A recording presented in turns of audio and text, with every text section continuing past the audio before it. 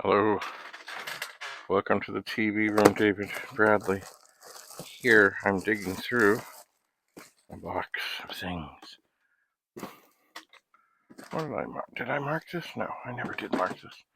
Okay, so I have here a wire. It's got two alligator clips. I've used these to bypass power things. Right now, I'm going to put one of these on the rubber. Makes it difficult. I'm going to put that on one wire of the shift lock, and then the other wire of the shift lock. Okay, so now I'm getting graphics characters. So it does look like the shift lock key is somehow wonky. And the funny thing is I'm going to take this off now. Hello. Boy, these rubber things, they're helpful, but then they're not. There we go. Get down. Get down. Get down.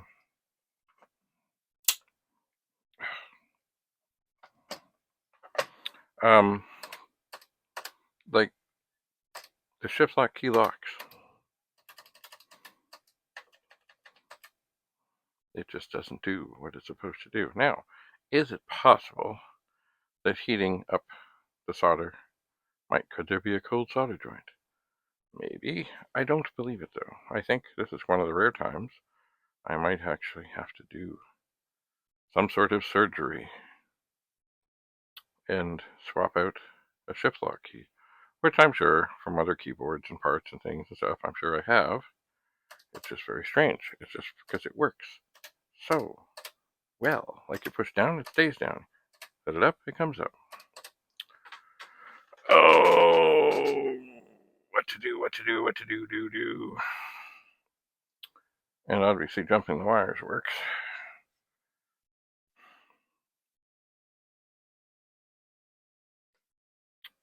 Very strange. Well, I think I'm going to turn this off. Disconnect.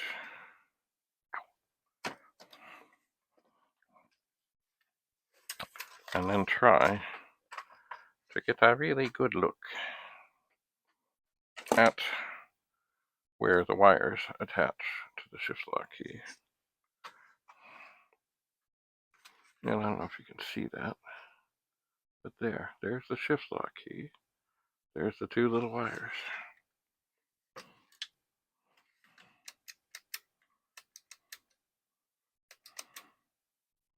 And they look okay. They really do. But I suppose what I could do is grab a soldering iron and being very careful.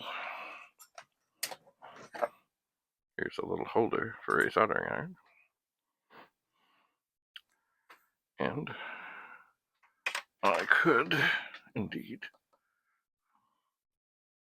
plug it in. Well, keeping in mind, of course, that it is going to get hot. And I do not want that thing to fall on me. And the way this cord is, I don't like it.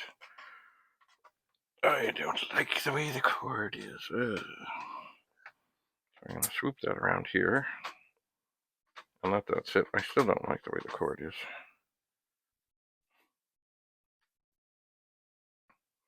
There's always the possibility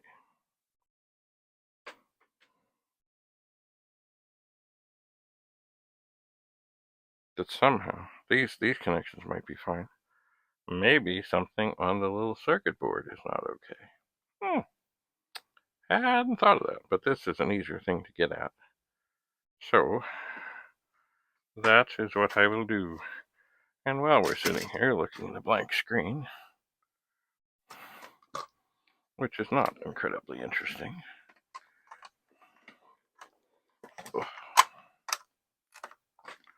I'll put the game back on.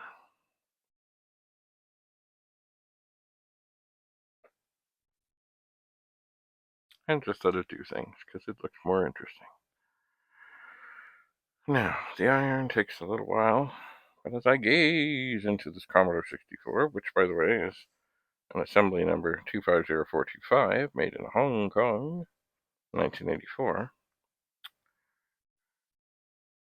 just for fun, I'll just touch the chips. Yes? Lovely. Alright. So, everything seems to be okay here. So, and I don't know, where am I going to find some solder? There's some solder. Yeah. Let's touch it on the iron. Does it melt? It does not. Is this actually... Yeah, it's heating. It's heating. It's heating. It's heating. So... But it's not ready. Okay. And it may be. See, I've got this funny power bar here. Half of it just works. The other half, it's got like a master switch thing. So it may not have actually been heating up initially until I turned the 64 on. It's a very strange thing. But I suppose in some ways it's handy, because then you can have one thing turning everything on. So, I will wait.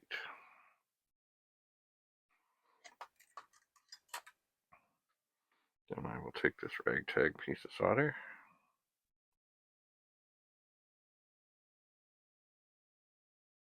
And indeed.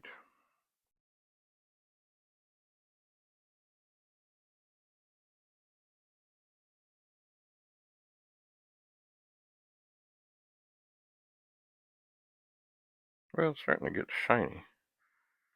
But it doesn't seem to be melting. Oh, and the solder is hot. Okay. The solder is melting, smoke is gently rising.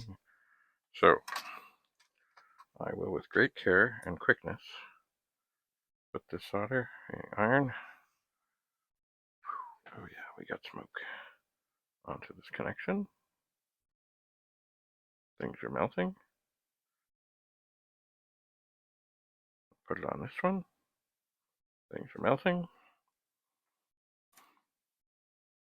I will then pull out the plug, because that's all there is to do right now. Come on.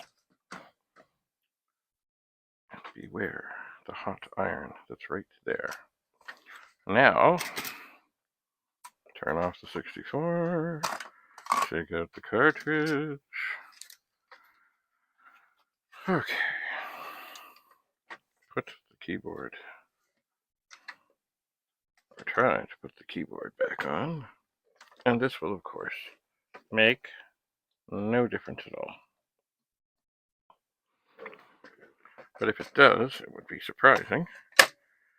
It would be very surprising. Alright, so we press the shift key, we get... Oh, hang on.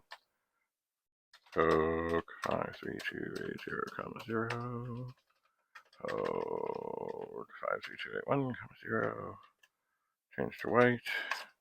Okay, so I press shift, I get spades. I press shift, I get spades. I press shift lock, I get A's. Okay, so that did nothing. But that too is part of diagnostics. And doing something and seeing that it does nothing, then you know it did nothing.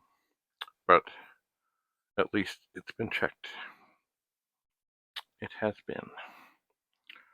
So,